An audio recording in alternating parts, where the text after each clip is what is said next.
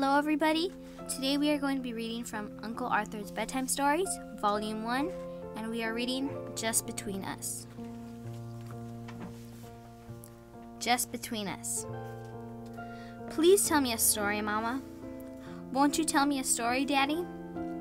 How often has every father and mother heard these imploring words, backed by eager, longing, wide-open eyes that will never take no for an answer.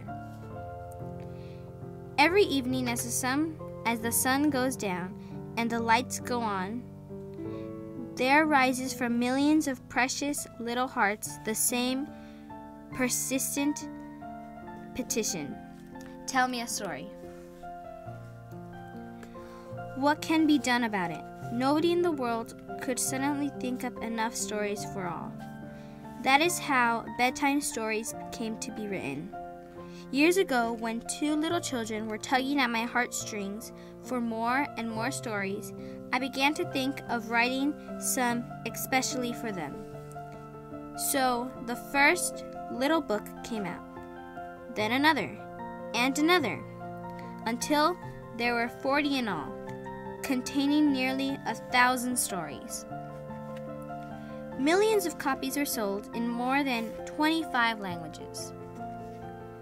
Now the publishers have brought them out again, revised and modernized in this beautiful new set, full of fascinating color illustrations chosen and arranged by my very dear friend, Terrence K. Martin. So they go on and on, reaching new generations of boys and girls as the years roll by.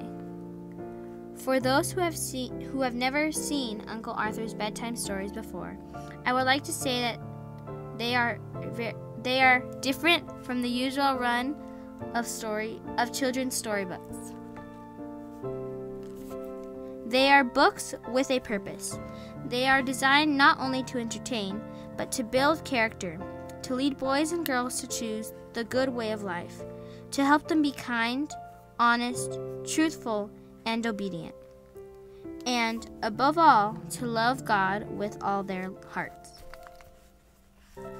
Readers may rest assured that every story is true to life and that every one contains some uplifting, character-building lesson. These lessons are listed in the unique index on page 7, which parents and teachers may find very helpful on occasion. Many have asked me, where do you get all your stories?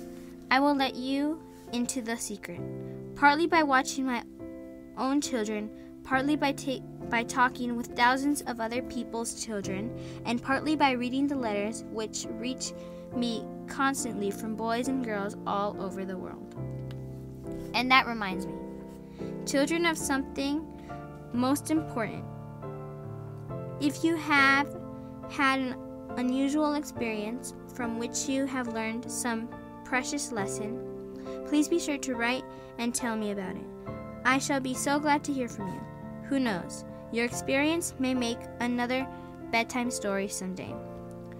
God bless you, one and all. Arthur S. Maxwell.